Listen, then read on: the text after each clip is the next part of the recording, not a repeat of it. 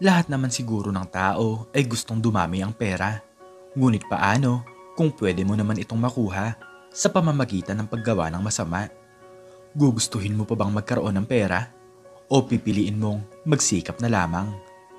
Kung ganon, ay tunghayan mo ang istoryang ito na tiyak ay kapupulutan mo ng aral. Pangarap talaga ni Elise ang magkaroon ng masaganang buhay. Lumaki kasi siya sa isang mahirap na pamilya at kahit na kailan ay hindi nakaranas ng kaginhawaan sa buhay. Ang kanyang ina ay isang manicurista lamang at ang kanyang ama naman ay isang janitor sa isang maliit na paaralan. Nang dahil sa pagsisikap ng kanyang mga magulang ay malapit na siyang makatapos sa kolehiyo. Talagang hindi maintindihan ni Elise kung ano ang kanyang magiging trabaho. Ano kayang trabaho ang malaki kung kumita ng pera? Ang sabi kasi ng iba ay maliit ang kita sa kumpanya. Sabi ng dalaga sa kanyang sarili. Masayang masaya naman si Mang Kanor at Aling Melinda nang makatapos sa pag-aaral ang kanilang anak.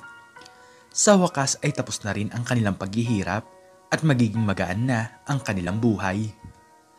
Anak, matutupad mo na ang mga pangarap mo. Masaya kami ng tatay mo dahil nakatapos ka na sa pag-aaral. Naluluhang sabi ni Aling Melinda. Palagi mong iingatan ang sarili mo, anak.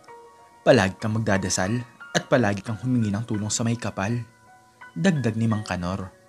Ngunit pera pa din ang nasa isipan ng dalaga. Gusto talaga nito na maging isang mayaman at sabik na sabik ito na magkaroon ng trabaho. Maghahanap po agad ako ng trabaho para madali ko pong matupad ang aking mga pangarap. Seryosong sagot ni Elise. Wala nang ibang hinangad pa sa buhay ang dalaga kundi ang pera.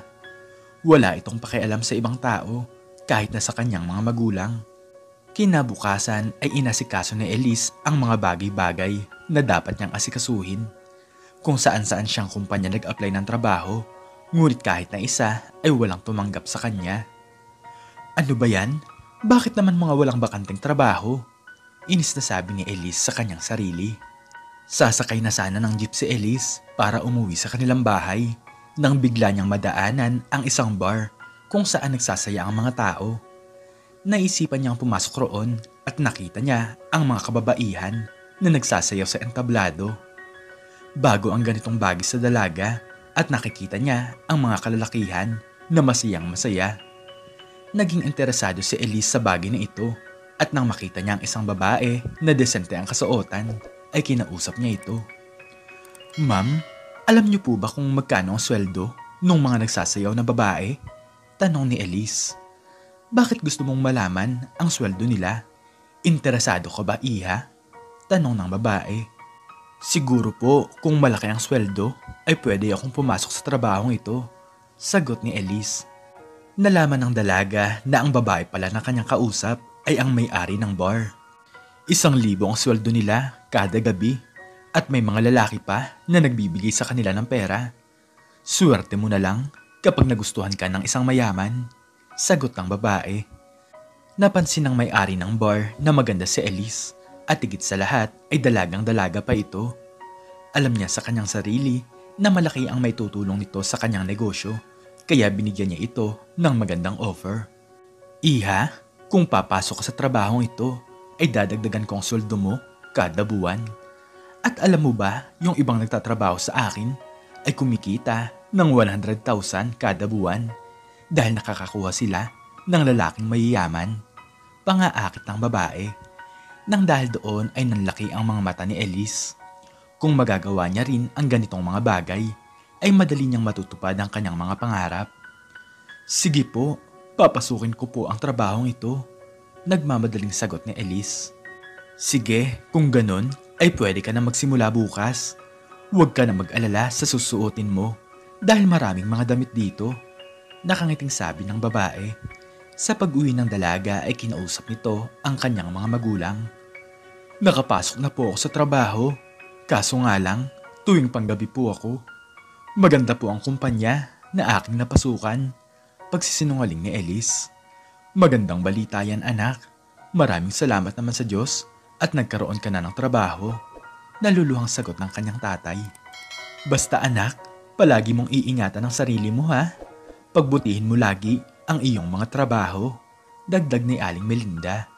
Kinabukasan ay umalis na si Elise sa kanilang bahay. Nakasuot ito ng formal upang hindi malaman ng kanyang mga magulang na sa isang bar siya nagtatrabaho. Sumasakay siya ng jeep sa pang-araw-araw at kapag nakarating na siya sa kanyang trabaho, ay doon na lamang siya nagpapalit. Ipinasuot ng manager sa kanya ang kasuotan na para bang labas na ang kanyang kaluluwa. Sigurado po ba kayo na ito ang aking kasuotan? Kinakabahang tanong ni Elise. Oo naman, tiyak kong maraming lalaki ang magbibigay sa iyo ng pera. Dahil higit sa maganda ka, ay medyo bata ka pa. Nakangiting sabi ng babaeng manager. Sa pagtungtong ni Elise sa entablado ay naghiyawan ng mga kalalakihan. Bago kasi sa kanilang paningin ang dalagang ito. Nang magsimulang igiling ni Elise ang kanyang mga bayuwang, ay lalo pang lumakas ang sigawan. May mga lalaking lumalapit sa kanyang harapan at naglalagay sila ng malaking halaga ng pera. Sa unang gabi pa lamang ng dalaga sa kanyang trabaho, ay kumita agad siya ng 5,000 piso. Totoo nga na malaki ang pera sa trabaho na to. Maraming salamat po, Ma'am Erica. Masayang sabi ni Elise. Sabi ko naman sa iyo eh. O ano, tutuloy ka pa ba sa trabahong ito? Tanong ng babae.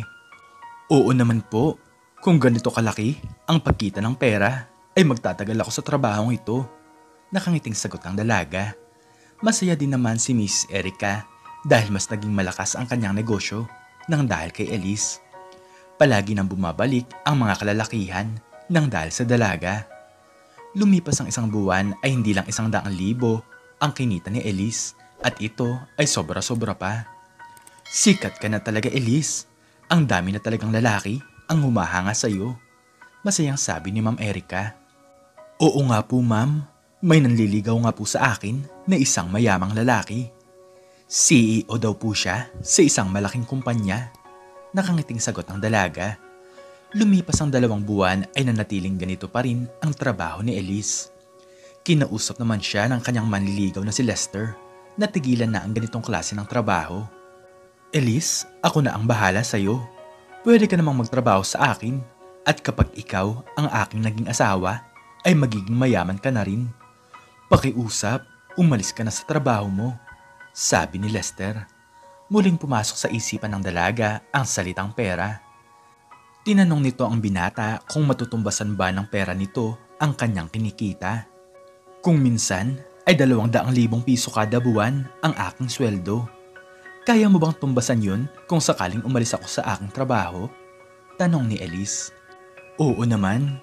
Alam mo naman na CEO ako ng isang malaking kumpanya at ang ganyang halaga ay maliit lamang para sa akin. Pwede kang magpahinga na lamang sa aking bahay at ako na ang bahala sa iyo. Paliwanag ni Lester. Nang dahil doon ay napagdesisyonan ni Elise na umalis na sa kanyang trabaho at sa pagdaan ng 2 linggo ay sinagot na niya si Lester. Umuwi saglit si Elise sa kanilang bahay upang sabihin na matatagalan siyang hindi makakauwi. Nay, doon na po muna ako titira at magpapadala na lamang po ako ng pera sa inyo. Nahihirapan na po kasi ako na araw-araw akong sumasakay ng jeep. Pagsisinungaling ni Elise. Sige anak, kung yan ang desisyon mo. Matipid na sagot ni Aling Melinda. Simula noon ay mas lalong gumaan ang buhay ng dalaga. Wala siyang ibang ginagawa sa kanyang buhay, kundi ang magsaya na lamang. Palagi siyang ipinapasya ni Lester sa iba't ibang lugar at kumakain sila sa masasarap na restaurant. Binibigyan din siya nito ng pansariling pera at ito talaga ang matagal nang pinapangarap ni Elise. Ang sarap talaga na maging isang mayaman. Lahat na ata ng bagay ay kaya mong bilhin. Masayang sabi ng dalaga sa kanyang sarili. Lumipas ang 2 taon ay sikretong nagpakasal si Elise at Lester. Ibang-iba na talaga ang buhay ng babae at para bang kinalimutan na niya kung saan siya nanggaling. Nananatili pa ring sikreto ang lahat ng ito sa kanilang mga magulang at parang nag-iba na rin ang pag-uugali ni Elise. Isang araw kasi ay may isang matandang pulubi ang lumapit sa kanya at nangihingi ito ng kaunting barya. Iha, pahingi naman ako ng kaunting tulong. Ipambibili ko lang sana ng tinapay. Malungkot na sabi ng matanda. Aba, magtrabaho kayo para kumita kayo ng pera. Tumanda ba kayo nang walang diskarte sa buhay? Galit na sagot ni Elise.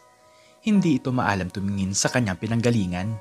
Hindi niya talaga naiisip na dati lang siyang mahirap na pinagsikapang pagtapusin ng kanyang mga magulang. Maya-maya lamang ay nakita siya ni Lester na nakasimangot kaya tinanong ito ng binata. Elise, anong nangyari at bakit parang mainit ang ulo mo? Tanong ni Lester. Ito kasing matanda, hingi ng barya. Bakit hindi siya magtrabaho para kumita ng pera? Sagot ng babae. Nang dahil doon ay napapailing na lamang ang kanyang asawa. Sa dami ng kanilang pera ay hindi man lamang nagbigay ng kahit na kaunting barya si Elise.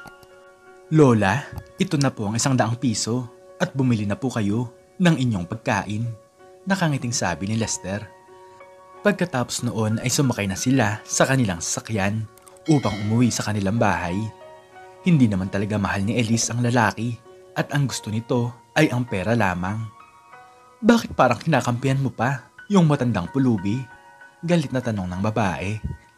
Hindi naman sa ganun mahal. Binigyan ko lang siya ng pera para umalis na kagad siya. Palusot ni Lester. Simula noon ay palagi na lamang silang nag-aaway. Hindi sila magkasundo sa mga bagay-bagay nang dahil sa pag-uugali ni Elise. Isang araw ay papasok na si Lester sa kanyang trabaho at sumakay na ito sa kanyang sasakyan. Ngunit maya-maya lamang ay hindi maganda ang nangyari. Naaksidente ang sinasakyang kotse ni Lester at sumalpok ito sa isang malaking poste. Nalaman na lamang ni Elise ang balita nang tawagan siya ng isang empleyado sa kumpanya. Agad siyang pumunta sa ospital at napag-alaman niya na wala ng buhay ang kanyang asawa. Ngunit parang hindi siya masyadong nalungkot sa pagkawala ni Lester dahil alam niya sa kanyang sarili na mapapasa kanya na ang lahat ng kayamanan nito. Dumating din ang mga magulang ng kanyang asawa at ipinagtaka nila kung sino ang babae na nasa kanyang harapan. Sino ka at bakit nandito ka? Tanong ni Mrs. Alberto. Ako po si Elise at ako ang asawa ni Lester. Hindi po namin sinasabi sa inyo ang tungkol sa bagay na to, kaya pasensya na. Sagot ng babae. Ano? At paano naman nangyari ang bagay na yun? Natatawang sabi ni Mrs. Alberto. Huwag na po kayong magalit sa akin at alam ko naman po na sa akin mapupunta ang kalahati ng kanyang kayamanan. Mahal po ako ni Lester at kung buhay pa po siya ay ganito rin naman po ang kanyang magiging desisyon. Seryosong sabi ni Elise. Nagpapatawa ka ba, Iha? Hindi ka namin kilala at kung pwede lang ay umalis ka na dito. Kahit na piso ay wala kang makukuha sa aking anak. Anong asawa ang sinasabi mo? Parating na mamaya ang tunay na asawa ni Lester. At kung nagpakasal nga kayo, ay gumawa lamang siya ng peking mga kasulatan. Marami nang naging babae ang aking anak at hindi na bago sa amin ang ganitong pangyayari. Paliwanag ni Mrs. Alberto. Ngunit hindi pa rin pumayag ang babae at hinanap niya ang mga papel na nagpapatunay na kasal sila ng lalaki. Ngunit nang ipasuri nito ang mga papeles ay lumalabas na peke lamang ang mga ito at binayaran lamang ito ni Lester para lokohin siya. Tanging katawan lang pala ang gusto sa kanya ng lalaki. Dito naging malinaw ang lahat kay Elise dahil minsan na siyang naging isang babaeng bar na pinagkakaguluhan ng mga kalalakihan. Libangan lang pala siya ni Lester at hindi pala talaga siya ang legal na asawa. Kung ganun pala, ay wala akong makukuhang pera sa kanya? Tanong ni Elise sa abogado. Parang ganun na nga po, Ma'am Elise. Pasensya na po kayo. Sagot ng lalaki. Nang dahil sa paghabol niya sa pera ay halos masiraan siya ng ulo. Natalo siya sa kanyang ipinaglalaban na kaso at dumaan ng ilang buwan ay unti-unti na rin naubos ang kanyang pagpepera. Nalaman din ng kanyang mga magulang ang tungkol sa dati niyang trabaho. At nang dahil doon ay galit na galit ang mga ito sa kanya. Elise, pinagsikapan ka namin pagtapusin sa pag-aaral ang tatay mo. Tapos malalaman lang namin na ganito pala ang mga ginagawa mo. Umiiyak na sabi ni Aling Melinda. Lumayas ka sa pamamahay na to. Sinayang mo lang ang mga pinag-aralan mo. Malungkot na sabi ni Mang Kanor. Nawalan na nga ng pera si Elise tapos nawalan din ito ng mga magulang. Nang dahil sa kanyang mga pagkakamali, ay ito ang naging resulta sa kanyang buhay. Sobrang laking pagsisisi ni Elise kung bakit niya nagawa ang ganitong klase ng bagay. Nang dahil sa pera ay nasira ang kanyang buhay. Bayaran na nga siyang babae at nalaman pa niya na kabit lang pala siya. Patawarin niyo po ako kung nagawa ko ang mga ganitong klase ng bagay. Sa sobrang paghahangad ko sa pera ay hindi ko na namalayan na hindi na pala mabuti ang aking mga ginagawa. Malungkot na sabi ni Elise habang nakatingin sa kalangitan. Lumipas ang isang buwan ay nagbago ang babae.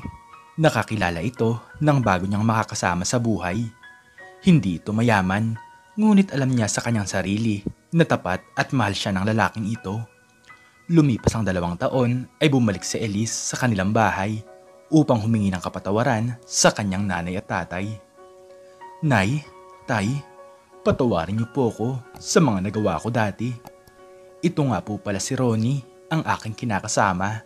At ito po ang inyong apo, nakiyokong sabi ni Elise. Nagulat naman ang babae nang yakapin siya ng kanyang mga magulang. Ang mahalaga, nagbago ka na anak. Hindi mahalaga ang pera kung magiging masama naman ang iyong pagkatao. Maayos na ang simpleng buhay, basta't alam mo na wala kang ginagawang masama. Umiiyak na sabi ni Aling Melinda. Simula noon ay natuto si Elise na makontento sa kanyang buhay. Masaya na siya ngayon at ang lahat ng masamang nakaraan ay naging aral na lamang sa kanya. Natuto siyang magsikap at naghanap siya ng marangal na trabaho. Nagtulungan sila ng kanyang kinakasama at hindi nagtagal ay nagpakasal na sila. Natuklasan niya ang tunay na pagmamahal at ang tunay na yaman. Hindi lang pera ang nagpapasaya sa ibang tao. Dahil ang pagiging masaya ay ang pagiging kontento. Ikaw, anong natutunan mo sa istoryang ito? I-comment mo sa baba ang iyong natutunan. At hanggang dito na lamang po nagtatapos ang aking istorya. At sana po ay nagustuhan niyo ito. Please like, share, and subscribe. And click the notification bell para lagi kang updated sa mga bago kong istorya. Muli ay maraming salamat po. At God bless us all.